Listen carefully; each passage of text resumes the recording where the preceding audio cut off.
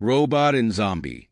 The spectacularly unsuccessful scheme to weaponize mall kiosks and achieve global domination. Part 2.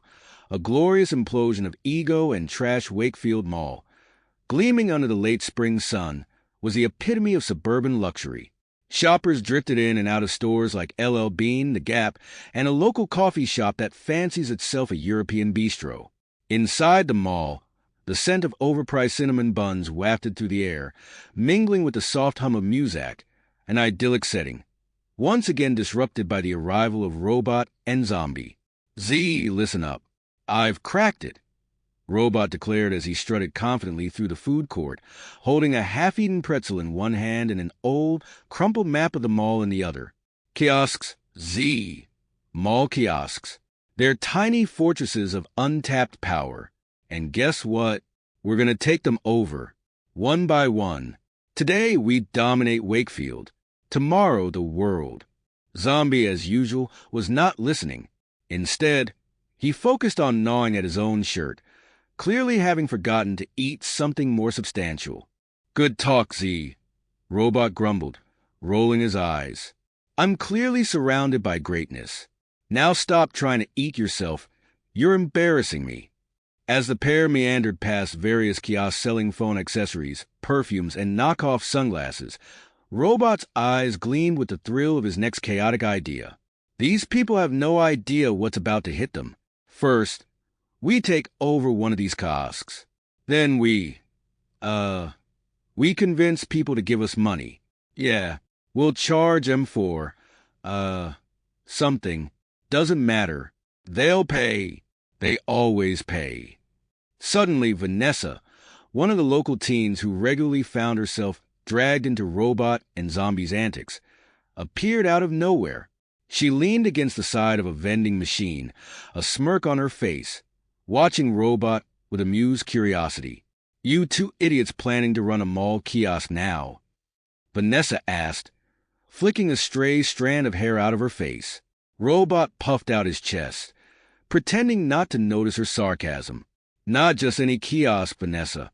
The kiosk. The one that's gonna make us legends. You'll see. Zombie, having finished gnawing on his shirt, wandered dangerously close to a nearby kiosk selling bejeweled phone cases. Without thinking, he reached for one of the cases and shoved it into his mouth, gnawing absent-mindedly on the plastic. The kiosk attendant, a tall and lanky man with an impressive mullet, gasped in horror. Hey, what are you doing? You can't just. Robot was quick to jump in, putting on his most charming, manipulative smile. Relax, guy.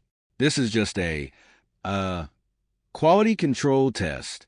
Yeah, Zombie here is an expert on high-end products. If he likes it, your phone cases are practically guaranteed to sell out. The attendant stared bewildered, as Zombie drooled all over a rhinestone-encrusted phone case. Vanessa snorted. Yeah, looks like he's really making sure it's top-notch. Robot shot her a dirty look. Laugh it up, Vanessa. But when we own this place, you'll be begging for a spot on the team. Just as Robot was about to launch into a long-winded speech about his impending kiosk empire, Cindy and Deborah walked by, eyeing the scene with the disdain only the ultra-privileged could muster. Oh my God, you two are like a virus, Cindy sneered, arms crossed over her jade crew sweater. Why are you even here? You don't shop. You don't belong here. You don't belong anywhere.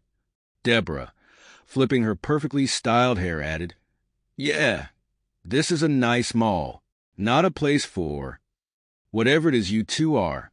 Robot smirked. Jealousy, Cindy, is an ugly color on you. If I were you, I'd invest in some self-awareness. Self-awareness? From you. Cindy snapped back. You're literally trying to convince people to give you money by drooling on phone cases. Vanessa, still lurking nearby, piped up again. Honestly, Cindy's got a point. Ignoring the chorus of insults, Robot turned his attention back to the kiosk attendant, who was now frantically trying to wipe Zombie saliva off the merchandise. Okay, listen, Robot said, leaning on the counter. How about we cut a deal? You let us take over this kiosk for, say, an hour. We'll handle sales, promotions, whatever. You take a break, maybe hit up the pretzel stand, and we'll handle the rest." The attendant stared at Robot, as if he had just suggested the earth was flat. "You're serious?" Robot, feigning offense, replied, "Am I serious? Do you see this shirt?" He tugged at his worn-out obituary t-shirt. Only a serious man can wear this level of intensity. The attendant, clearly confused but somehow convinced, threw his hands up in exasperation. "Fine, 1 hour. But if you two weirdos break anything, I'm calling mall security."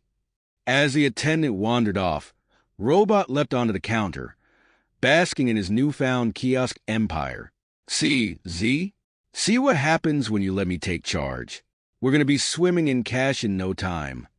Zombie blinked slowly and muttered, "Cash." Vanessa leaned against the counter, raising an eyebrow. "Okay, genius. What exactly are you selling?" Robot paused for a long moment, clearly not having thought that far ahead. Well, it's not about the product, Vanessa. It's about the experience. We create a vibe, and the money, it just rolls in." "Uh-huh," Vanessa said, arms crossed. "Sure, that's how malls work." At that moment, Todd Birkin ambled over, his usual blank expression plastered across his face. "Hey, you guys selling anything good? I need, like, a birthday present for my cousin or something." Robot immediately saw an opportunity. "Todd, my man, we've got exclusive goods here. Top of the line. Only the best for someone like you. May I interest you in this? He grabbed the nearest item, which happened to be one of the phone cases Zombie hadn't yet eaten. "This limited edition phone case." Todd blinked slowly, scratching his head. "That's like a girl's phone case." Robot grinned. "Nah, man. It's unisex. It's retro chic. Only $50 for you." Before Todd could respond, Zombie, seemingly tired of being ignored, tried to bite Todd's arm. Todd yelped and stumbled backward, shouting, "Hey, get your zombie away from me." Robot, sensing a rapid unraveling of his business, jumped down from the kiosk counter. No refunds. And, security's probably on their way, so." "Z, we got a split." Zombie groaned but obediently shuffled after Robot, as the scene behind them descended into further chaos. The kiosk attendant returned, furious to find his merchandise either covered in zombie drool or missing entirely. Todd was now loudly accusing Zombie of trying to bite him, and mall security was frantically blowing whistles in a futile attempt to restore order. As they sprinted toward the exit, Vanessa's laughter echoed behind them. "Great job, Robot. Global domination, huh?" Robot, panting, glanced over his shoulder with a smirk. "This was just phase 1, Vanessa. You'll see. You'll all see." They burst out into the parking lot, the bright spring sun shining down on them, completely unaware of the carnage they'd left behind. Robot, ever the egotist, threw his arm around Zombie's shoulders as they made their hasty escape. "Z, we did good today. Really good." Zombie, for once, gave a rare groan of agreement, even as he reached out to take a slow, sloppy bite out of Robot's head.